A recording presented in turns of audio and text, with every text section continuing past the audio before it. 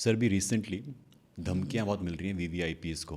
जो मुंबई में हुआ, सलमान खान को काफ़ी धमकियां मिल रही हैं। बाबा सिद्दीकी को मार दिया गया, सिद्धू मूसेवाला थे उनको मार दिया गया। तो जो ये सुपारी किलर्स होते हैं, ये कैसे ऑपरेट करते हैं?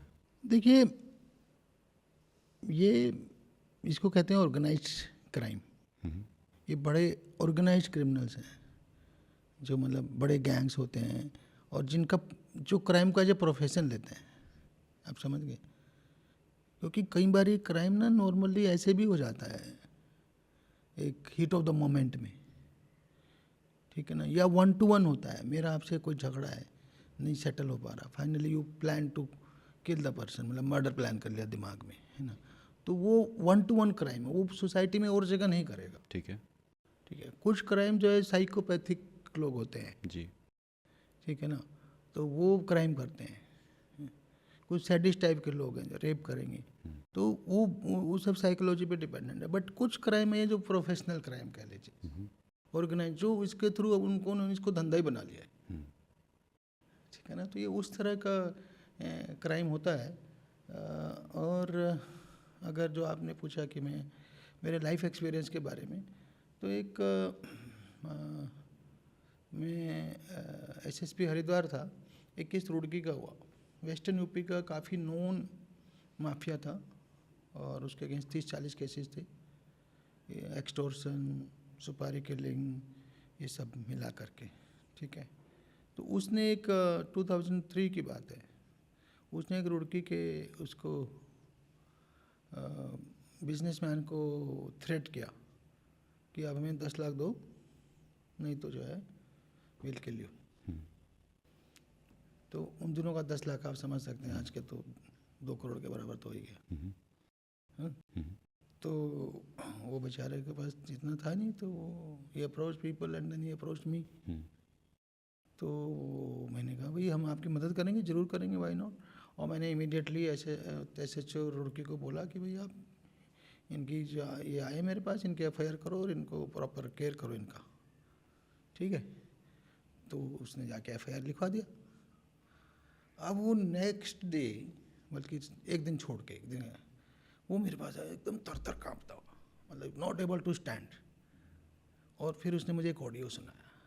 उसको सुन के सब कोई भी काम जाएगा, मतलब इतनी गंदी लैंग्वेज में बात कर रहा है वो जो गैंगस्टर है। तो वो उसको पहले तो 10 गाली देता है। एमसीबीसी तो बहुत छोटी है उसके आगे, मतलब है। और कहता भी तेरी हिम्मत कैसे हुई, तो पुलिस पे गया? हाँ तूने मेरे खिलाफ एफआईआर करा दी। हम तो लोगों को माराते तब किसी की कोई हमारी एफआईआर नहीं करता हमारे खिलाफ, तूने मेरे खिलाफ बाई नेम एफआईआर कर दी। अब मैं बताता हूँ, अब मेरे को तुझसे ना 10 चाहिए ना 20 चाहिए। अब मैं देखता हूँ कि तुझे बचाता कौन है। मैं तेरे पिछवाड़े में इतनी गोली मारूंगा, ये करूंगा, वो करूंगा। फिर तो और गालियों पे आ गया। बाप रे। तो अब देखते तेरा एसपी तुझे कैसे बचाता है। वो एसपी पे भी आ गया, इट यू आर टारगेटिंग मी। तो मेरे को समझ आया यार, ये तो जो है इसके लिए तो बेचारे के लिए लाइफ प्रॉब्लम हो गई। हमने तो इसकी हेल्प के लिए किया, बट ये सच है कि मैंने उसको एक गनर भी दे दिया था। एक गनर उसको कहाँ तक बचाएगा? गनर 24 घंटे आपके साथ नहीं जा सकता। आपके साथ होगा तो आपकी फैमिली के साथ नहीं जा सकता। बच्चे स्कूल जाते हैं, स्कूल बच्चों का क्या होगा, है? बिल्कुल। उनके अगेंस्ट वो गैंगस्टर एक्शन कर सकता है। सो आई रियलाइज द ग्रेविटी कि वो बेचारा, तो उसके लिए तो जीना मुश्किल हो गया।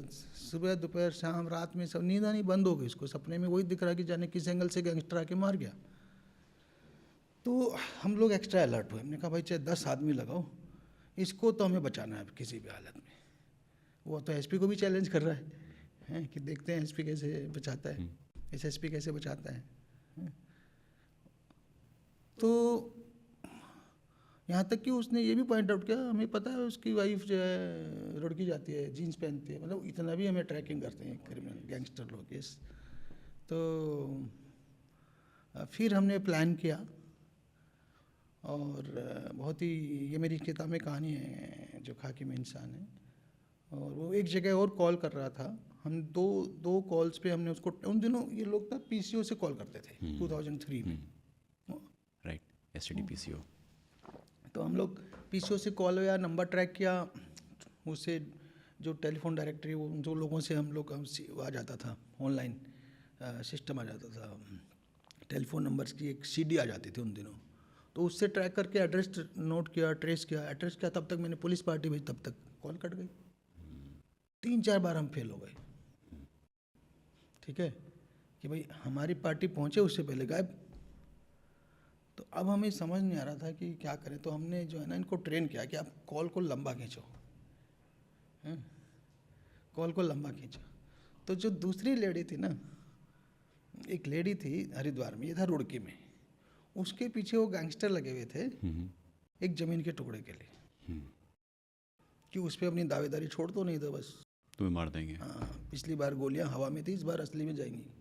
ये भी करते हैं लोग, हवाई शूट कर जाएंगे या आपके शटर पे मार जाएंगे 2 गोली धमकाने के लिए, बोले अगली बार फिर रियल में जाएंगी, फिर तुम्हारी बॉडी में जाएंगी, तो आदमी घबरा जाता है। हाँ, सही बात है। हाँ, तो वो लेडी हमारे काम आ गई, और वो नेचुरल आ गई। कैसे हुआ, इसके जो 2 गैंगस्टर थे वो, तो एक तो बड़ा किंग पिन था, दूसरा उसका चेला था, और वो फ़ोन पे बात करते करते वो चेला जो है फिसल गया। उसने गलती करी। क्या गलती करी? वो कहता है कि अरे आंटी चल छोड़, अब उसका कब्जा देखा जाएगा, वो बाद में देखेंगे। पी रखी होगी उसने ज़रूर, हैं। तो ऐसा करना, जो तेरी बेटी है ना, उसका नाम भी लेता हूँ, मेरा नाम नहीं याद है, उसको भेज दे एक बार, एक रात मेरे पास, फिर हम पूरा दावा छोड़ देंगे उस ज़मीन पर से। बस फिर तो आंटी को गुस्सा आ गया, और कुछ हमने ट्रेन कर रखा था। फिर उसने ना उसको सुनाना शुरू किया, हाँ, कि तेरी हिम्मत कैसे हुई, इतने गिरे हुए नहीं हैं हम लोग, हैं, मर जाएंगे, तू चला ले, तुझे को जितनी गोली चलानी हो, हैं, तेरी हिम्मत कैसे हो गई, हैं, ऐसे कर करके फिर उसने उसको सुनाया, और इतने में कॉल खींचती चली गई। तो हमारी पार्टी पहुंच चुकी थी 17वें मिनट पे, और जो रिकॉर्डेड कॉल थी उसमें कट भी आता है, कि वो बात बीच में ही कट गई और गोलियों की आवाज़ आती है। एक्चुअल में असली एनकाउंटर गाजियाबाद के पीसीओ पे जाके किया हमने, गाजियाबाद पुलिस से कोऑर्डिनेशन करके, हरिद्वार से आके। वाह।